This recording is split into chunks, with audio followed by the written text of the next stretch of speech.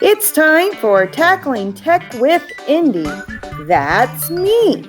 Let's work to help push your tech skills to a new level.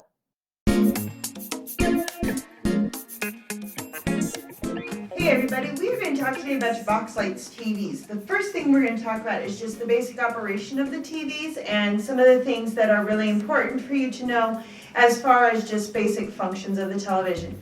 This will be a continuing series of videos in which we'll go a little bit more advanced in each video to show you how to do all of the really nice things that this Boxlight television can do for you. So the first thing you need to know is that all around the edge of this Boxlight are infrared sensors going all of the different ways, and will give you 20 points of contact on the board. The board is really, really tough, and it's made with an infrared, or not an infrared, with a glare-free surface, so even in the back of the room or if the sun's shining on it, it's not going to glare, which is really nice. You might need to turn off the front lights if you have remote learners, but for the most part, you're going to be able to see this without much glare. So because it has this glare-free surface, in order to clean your TV, you're going to need a microfiber cloth, which we'll be getting for you. Microfiber cloth, you just clean it off this way. You can wash the scribbles and all of that off of it with that. If you really want to do a deep clean, you need to use a cleaner that is ammonia-free and bleach-free. So this is basically Walmart brand glass cleaner. It's ammonia free. Do not spray it on like you would spray on a window. That's going to take those drips and drip down into the infrared sensors and ruin your screen, and you will not have the touch capabilities anymore. So when you go to clean and you want a deep clean, you're going to spray this on your rag.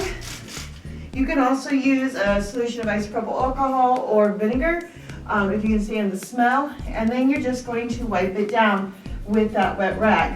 And of course, because it's touch, it's popping up and showing those things.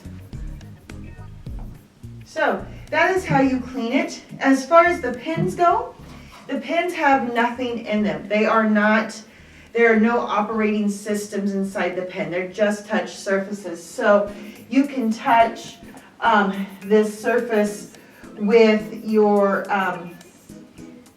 let's change this to different background. All right, you can touch your surface and write with just your fingers, or you can touch it with the pen and write with the pen. You probably didn't look close enough to notice. I didn't, but the pins are different. There is a narrow pin and there is a wide pin.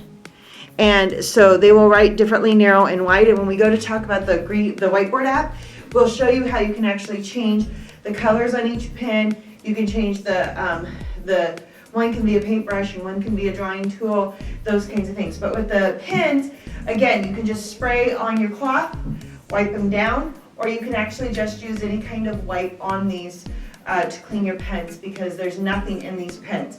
The best part about the pens is that they are magnetic, so they magnetic onto the front of your board. You would not have to put out both pens.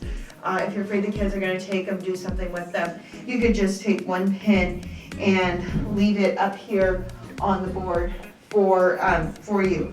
So the next thing that I want to talk about in this really brief tutorial is I want to talk to you about the power of your board. Just pushing the power button once is just going to put your board into a sleep mode. The board is just going to sleep, so you can come up and touch it, and touching it is going to turn the board back on. You might want to be careful about this if you're totally leaving the room and you don't want kids to come in and touch and mess with the stuff that you're doing. Just shutting it off is not going to be the best way. To completely power it down, you can hold the power button, and that's going to completely power it down, and then you're not going to be able to touch it to turn it back on.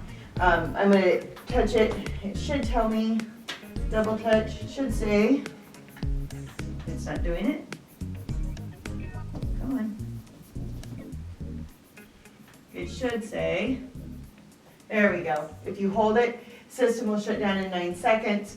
Okay, and now that speeds up the shutdown, and now my system is completely shut down. You also have a remote that came with your screen. This remote will do the same thing. It will turn on the TV.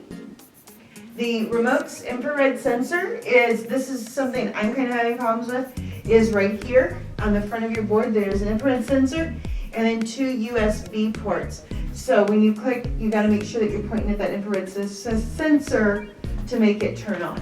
All right, so if you're clicking over in here, it seems to be kind of sensitive, at least from my perspective. This will also do freezes, turn up your pen tool, and those kinds of things on your remote. And we'll talk about those as we get further into the lessons that we're going to do on how to use your Boxlight TV.